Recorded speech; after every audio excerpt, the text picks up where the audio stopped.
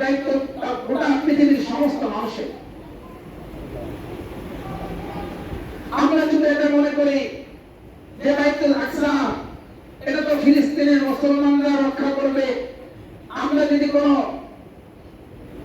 কিয়ামত পর্যন্ত কোন মানুষ যেন এই চিন্তাটা করতে না পারে যে বাইতুল আকসা শুধুই ফিলিস্তিনিদের জন্য, এই চিন্তা যেন মানুষের মাথায় না আসে। এই জন্য আল্লাহ তাআলা পবিত্র কোরআনের 15 নম্বর পারার প্রথমেই আয়াত নাযিল করে দিলেন যে সুবহানাল্লাযী আসরা বিআবদিহি লাইলাম মিনাল মাসজিদিল হারাম ইলাল মাসজিদিল আকসা আল্লাযী বারাকনা হাওলাহু লিনুরিয়াহু মিন আয়াতিনা। এই যে মসজিদ আকসা, এই মসজিদ আকসার পাশে চতুর্দিকে বারাকনা হাওলা, চতুর্দিকে আল্লাহ তাআলা বরকত দিয়ে রেখেছেন, যার প্রতিটি বারকের কোণায় রয়েছে বরকত। এই বরকতটা শুধুমাত্র ফিলিস্তিনিদের জন্য নয়, এই বরকতটা তামাম পৃথিবীর সমস্ত মানুষের জন্য। যদি এই মসজিদ রক্ষা করা শুধুই ফিলিস্তিনিদের দায়িত্ব হতো, তাহলে আল্লাহ রাসূল সাল্লাল্লাহু আলাইহি ওয়াসাল্লামকে আল্লাহ এই নির্দেশ দিতেন না যে হে রাসূল আপনি মসজিদ আকসার দিকে, মসজিদ আকসাকে কিবলা করে আপনি নামাজ পড়েন। রাসূল সাল্লাল্লাহু আলাইহি ওয়াসাল্লাম প্রায় 1.5 বছর এই আপনার মসজিদ আকসাকে কিবলা করেছিলেন, ওই দিকে ফিরে নামাজ পড়েছিলেন। শুধু তাই নয়, বরং হাজার হাজার রাসূলগণ এই বাইতুল আকসাকে কিবলা করে নামাজ পড়েছেন। এটা হচ্ছে আমাদের কিবলায়ে উলা, এটা প্রথম কিবলা। এই মসজিদে ওখানে শুয়েছে জাতির পিতা ইব্রাহিম আলাইহিস সালাতু ওয়াস সালাম, সেখানে শুয়ে আছে হযরত সুলাইমান আলাইহিস সালাতু ওয়াস সালাম সহ হাজার হাজার নবী। ওই ফিলিস্তিনের মধ্যেই তাদের কবর। কিভাবে এটা আমরা জানি, ইব্রাহিম আলাইহিস সালাতু ওয়াস সালাম ওনার দুইজন বিবি, একজন সারা আর একজন হাজেরা আলাইহিস সালাতু ওয়াস সালাম। তো যখন হাজেরা আলাইহিস সালাতু ওয়াস সালামকে হিজরত করে মক্কায় রেখে আসলেন তার সন্তান ইসমাঈল আলাইহিস সালাতু ওয়াস সালাম সহ, আর সেখানে কাবা নির্মাণ করা হলো। এরপরে সারা আলাইহিস সালাতু ওয়াস সালাম হযরত ইব্রাহিম আলাইহিস সালাতু ওয়াস সালামের হাত ধরে বলতেছিলেন যে আপনি তো সেই হাজেরা তার সন্তান ইসমাঈল আলাইহিস সালাতু ওয়াস সালামের জন্য একটা মসজিদ নির্মাণ করেছেন আল্লাহ তাআলার হুকুমে। সে হাজেরা কাবার ইমামের সন্তান হয়েছে, তাহলে আমার জন্য আপনি কিছু রেখে যান, আল্লাহর কাছে দোয়া করেন আমার সন্তান ইসহাক আলাইহিস সালাতু ওয়াস সালামের জন্য যেন কোনো মসজিদ আল্লাহ তাআলা নির্মাণ করার নির্দেশ দেন। এরপরে দোয়ার প্রেক্ষিতে আল্লাহ তাআলার নির্দেশে হযরত ইব্রাহিম আলাইহিস সালাতু ওয়াস সালাম মসজিদ আকসা নির্মাণ করেছিলেন। আর সেই মসজিদ আকসার ইমাম হলেন হযরত ইসহাক আলাইহিস সালাতু ওয়াস সালাম। তো ওই সন্তান, এক সন্তান হযরত ইসমাঈল আলাইহিস সালাতু ওয়াস সালাম ইমাম হলেন বাইতুল্লাহ, আর এক সন্তান ইসহাক আলাইহিস সালাতু ওয়াস সালাম ইমাম হলেন বাইতুল আকসা। ইসহাক আলাইহিস সালাতু ওয়াস সালাম থেকে হাজার হাজার নবী ওই বংশে জন্মগ্রহণ করেছেন, কিন্তু হযরত ইসমাঈল আলাইহিস সালাতু ওয়াস সালাম থেকে একজন নবীও জন্মগ্রহণ করেন নাই। শুধুই নবী মুহাম্মদুর রাসূলুল্লাহ সাল্লাল্লাহু আলাইহি ওয়াসাল্লাম এই বংশে আসবেন। রাসূলের মহত্বের কারণে ওই বংশ থেকে শুধুই একজন নবী আল্লাহ তাআলা পাঠিয়েছেন, আর তিনি হলেন বিশ্ব নবী। আর ইসহাক আলাইহিস সালাতু ওয়াস সালামের বংশে হাজার হাজার নবী এসেছেন, সব নবীরা সেই ফিলিস্তিনে এসেছেন। ফিলিস্তিনে ইব্রাহিম আলাইহিস সালাতু ওয়াস সালামের কবর, সুলাইমান আলাইহিস সালাতু ওয়াস সালামের কবর, এরকম হাজার হাজার নবী সেখানে শোয়া। তো যেখানে হাজার হাজার নবীরা শুয়ে আছেন, যেখানে বাইতুল আকসা যেদিকে, যেটা হলো মুসলমানদের কিবলায়ে উলা, এর আর যার চতুর্দিকে এত বরকত, আমরা মনে করি এত বরকত থাকার পরেও, এত অভিষেক জায়গায় থাকার পরেও, রাসূল এটাকে কিবলা বানানোর পরেও, এত বরকত থাকার পরেও আল্লাহর সাহায্য কেন আসে না? কেন সেই ফিলিস্তিনিরা আজ জীবন্ত লাশ হয়ে আছে? কেন তাদের এই নির্মমতার শিকার? দেখেন, আজ থেকে প্রায় 100 বছর আগে যদি ধরেন, 100 বছর আগে মুসলমানদের সংখ্যা এখন যতটুকু আছে তার চেয়ে কম ছিল। 100 বছর আগে মুসলমানদের সংখ্যা কম ছিল, আর 100 বছর পরে মুসলমানদের সংখ্যা বেশি। বর্তমানে মুসলমান যতটা নির্যাতিত, বর্তমানে মুসলমান যতটা নির্মমতার শিকার, যতটা লাঞ্ছিত, দীক্ষিত, ঘৃণিত, 100 বছর আগে এতটা লাঞ্ছিত ছিল না, এতটা অবহেলিত ছিল না, এতটা নির্যাতিত ছিল না। তাহলে সংখ্যার কারণে মুসলমানদের সম্মান বাড়ে না, সংখ্যার কারণে মুসলমানদের ইজ্জত বাড়ে না, সংখ্যার কারণে মুসলমানদের জয় পরাজয় আসে না। জয় পরাজয়, মুসলমানদের শান্তি, মুসলমানদের সুশৃঙ্খলা সবকিছু তাদের ঈমানের সাথে সম্পৃক্ত। এই জন্যই তো গাজওয়ে হুনাইনের যুদ্ধে যখন অনেক সাহাবা একরাম একত্রিত ছিলেন, তখন তাদের দিলে এই ধ্যানটা বসে গিয়েছিল যে এতদিন পর্যন্ত আমরা যুদ্ধ করেছি, কাফেরদের তুলনায় মুসলমানদের সংখ্যা ছিল কম, আর আমরা বিজয় অর্জন করেছিলাম। আর আজকে গাজওয়ে হুনাইনের যুদ্ধে কাফেরদের তুলনায় মুসলমানদের সংখ্যা বেশি। তখন তারা একটা আনন্দ নিয়ে যুদ্ধের ময়দানে গিয়েছিল যে আজকে তো আমাদের সংখ্যা বেশি, আমরা তো নিশ্চিত বিজয় অর্জন করব। এই ধ্যানটা যখন তাদের মধ্যে চলে আসছে, আল্লাহ বলে দিলেন, ঠিক আছে, আজকে তোমাদের সংখ্যা বেশি, আমি আল্লাহর সাহায্য তোমাদের সাথে নাই। তো তখন এই গাজওয়ে হুনাইনের যুদ্ধের প্রাথমিক পর্যায়ে যুদ্ধ শুরু হওয়ার পর মুসলমানদের যেই যুদ্ধের কাতার ছিল সব ছত্রভঙ্গ হয়ে গেল। মুসলমানরা পরাজিত হওয়ার পর্যায়ক্রমে ঠিক এমন সময় মাত্র 12 জন মুসলমান, 12 জন সাহাবী, তারা আল্লাহ তাআলার আত্মবিশ্বাস নিয়ে যখন সামনে এগিয়েছিল, আল্লাহ তাআলা বললেন, ওই 12 জনের সাথে আমি আল্লাহর সাহায্য। আর যখন আল্লাহর সাহায্য চলে আসে, তখন 12 জনের মোকাবেলায় 10,000 কাফের মুশরিক পরাজিত হয়েছিল।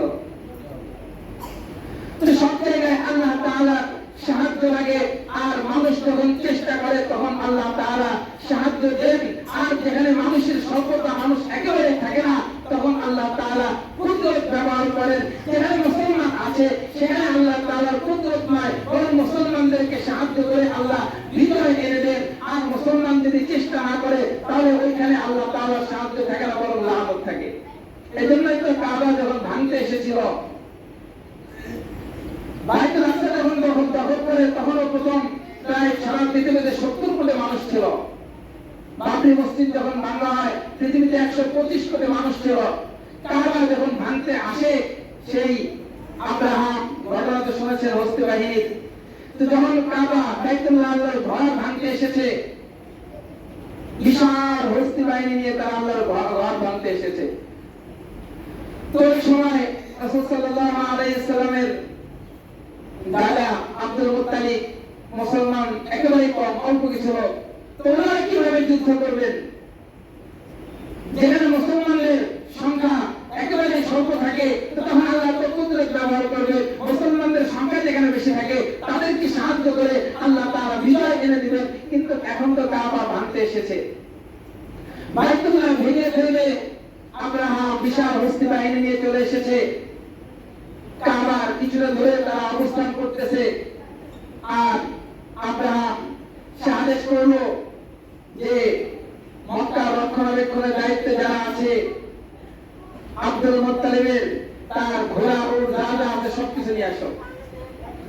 তো আব্রাহাম তার নির্দেশে তার লোকেরা আব্দুল মুত্তালিবের সম্পদগুলো নিয়ে আসলো। আসার পর কিছুদিন পরে রাসূল সাল্লাল্লাহু আলাইহি সাল্লামের দাদা আব্দুল মুত্তালিব আব্রাহামের কাছে গেছে। তো যেহেতু কুরাইশ বংশের একজন সম্মানিত সম্ভ্রান্ত ব্যক্তি, আব্রাহাম তাকে সম্মান দিয়ে বসতে দিল, বলতেছে, কি ব্যাপার, কি চাইতে আসছো? তো তার মনে মনে ভাবনা যে আমি তো কাবা ভাঙতে আসছি, বাইতুল্লাহ ভেঙে ফেলবো, হয়তো কোনো অনুনয় বিনয় করবে, অনুরোধ করবে যে না ভাঙার জন্য, হয়তো বিভিন্ন রকম কোনো কথাবার্তা বলবে। তিনি তখন যেহেতু মুসলমানদের সংখ্যা ছিল না, অল্প কিছু লোক ছিল, তো তখন তিনি আর ওই চিন্তা করে নাই। তিনি বলতেছে, আপনি আপনার লোকেরা আমার উট ঘোড়া আমার গোত্রে যা কিছু ছিল সব আপনার লোকেরা নিয়ে এসেছে, আমি ওইগুলো ফেরাই দিতে আসছি।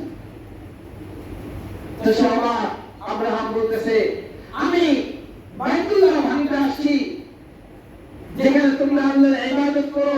আমি তো মনে করেছিলাম যে এই বাইতুল্লাহ ঠেকানোর জন্য তোমরা আমাকে কোনো অনুরোধ করবে, অনুনয় বিনয় করবে, এই সব কিছু বাদ দিয়ে তুমি তোমার সম্পদ চাইতেছো। তো তখন তিনি বললেন যে আমাদের তোমাদের সাথে যুদ্ধ করে এই বাইতুল্লাহ রক্ষা করবো সেই সক্ষমতা আমাদের নাই।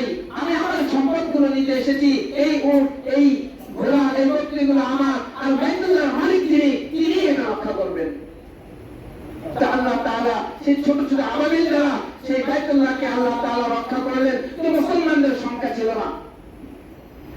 তো যেখানে মুসলমানদের সংখ্যা থাকে না, আল্লাহ কুদরত ব্যবহার করেন, আর যেখানে মুসলমান থাকে সেখানে আল্লাহ তাআলা কুদরত ব্যবহার করেন না, বরং মুসলমানদেরকে সাহায্য করেন যদি তারা আল্লাহ তাআলার প্রতি দৃঢ় বিশ্বাস এবং আস্থা নিয়ে তারা সামনে এগোয়। আর তারা যদি নিরাপদ ভূমিকা পালন করে তাহলে তাদের সাথে আল্লাহ তাআলার সাহায্য থাকে না।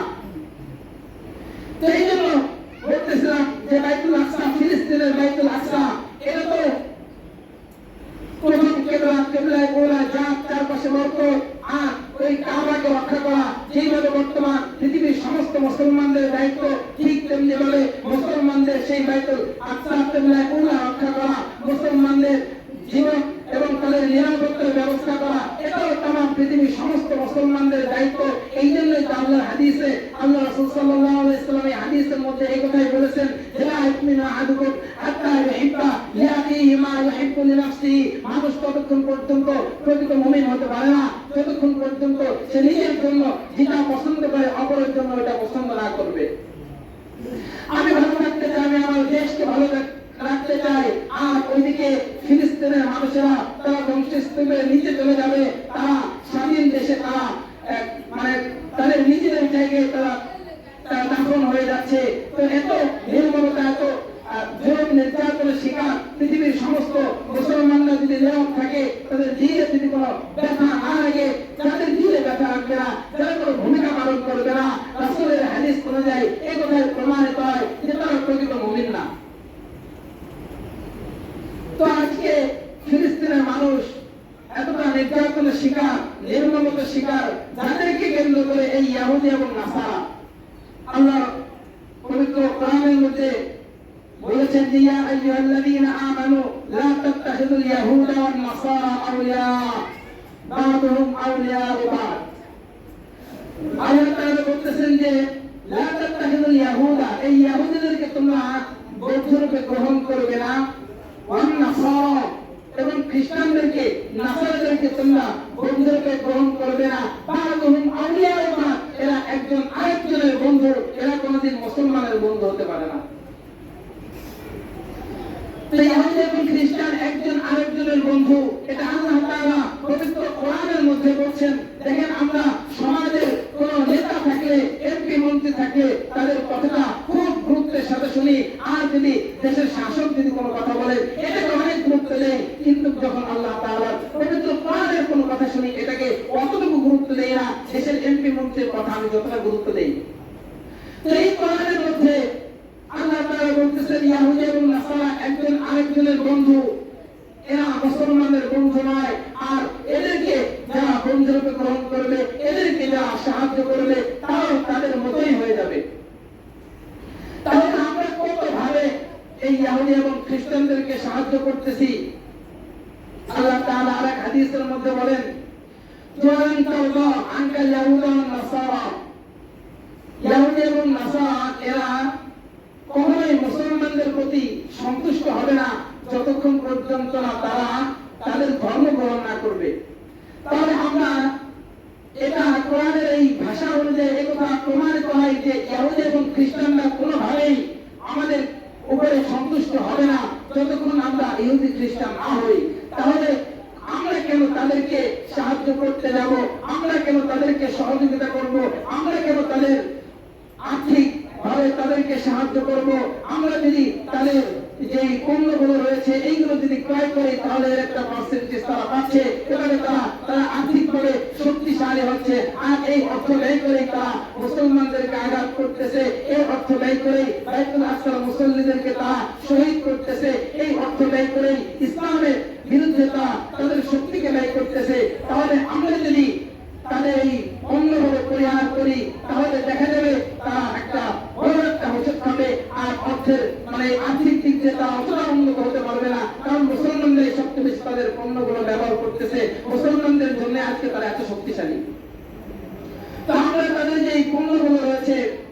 Pepsi, Seven Up, Coca Cola আরো যত তাদের পণ্যদ্রব্য রয়েছে এগুলো সব আমরা পরিহার করবো তো ইনশাআল্লাহ। আমরা কোনো পণ্যই তাদের ক্রয় করবো না। আর দোকানদার যারা আছেন তারাও তাদের এই ইসরায়েলি কোনো পণ্য আমরা দোকানে আনবো না, তাহলেও মানুষ কিনতেও পারবে না। এইভাবে আমরা সতর্কতা অবলম্বন করবো। ইহুদি তাদের এই যে গণতন্ত্রের কথাই বলেন, কোরআনে আল্লাহ তাআলা কোরআন দিয়ে যে মানুষ জীবন ব্যবস্থা কোরআন অনুযায়ী করবে, সমাজ ব্যবস্থা, রাষ্ট্র ব্যবস্থা সবকিছু কোরআন অনুযায়ী করবে। এই সব কাজে আমরা সেই খ্রিস্টানদের সেই গণতন্ত্র আজকে পৃথিবীর যেই দেশগুলোতে রয়েছে সমস্ত দেশে আজকে অশান্তি। তো যেখানে কোরআন রয়েছে, কোরআনকে বাদ দিয়ে মানুষ খ্রিস্টানদের কোন একটা কালচার আমরা যখন মেনে নিলাম, তখন আমাদের জীবনে আমাদের এই জীবনের মধ্যে আল্লাহ তাআলার লানত আসবেই। আমরা সব ক্ষেত্রে চেষ্টা করবো কোরআন অনুযায়ী নিজের জীবন পরিচালনা করার জন্য। আর প্রকৃত মুমিন হওয়ার জন্য আমরা যেখানে পৃথিবীর যেখানে কোনো মুসলমান নির্যাতিত হবে, নিপীড়িত হবে, যে কোনো ভাবে আমরা তাদেরকে সাহায্য করার চেষ্টা করবো। আমার কোনো অর্থ দিয়ে আমি ইহুদি এবং খ্রিস্টানদেরকে সাহায্য করবো না। আমার অর্থ ব্যয় করে আমার অর্থের কোন একটা পার্সেন্টেজ যেন ইহুদি খ্রিস্টান ওরা যেন না পায়, তারা যেন আর্থিকভাবে শক্তিশালী হতে না পারে, এভাবে আমরা সতর্কতা অবলম্বন করবো। আল্লাহ তাআলা আমাদেরকে বোঝার এবং আমল করার তৌফিক দান করেন। যে যারা সুন্নাত পড়েনি, কবরের জন্য তারা সুন্নাত পড়েনি।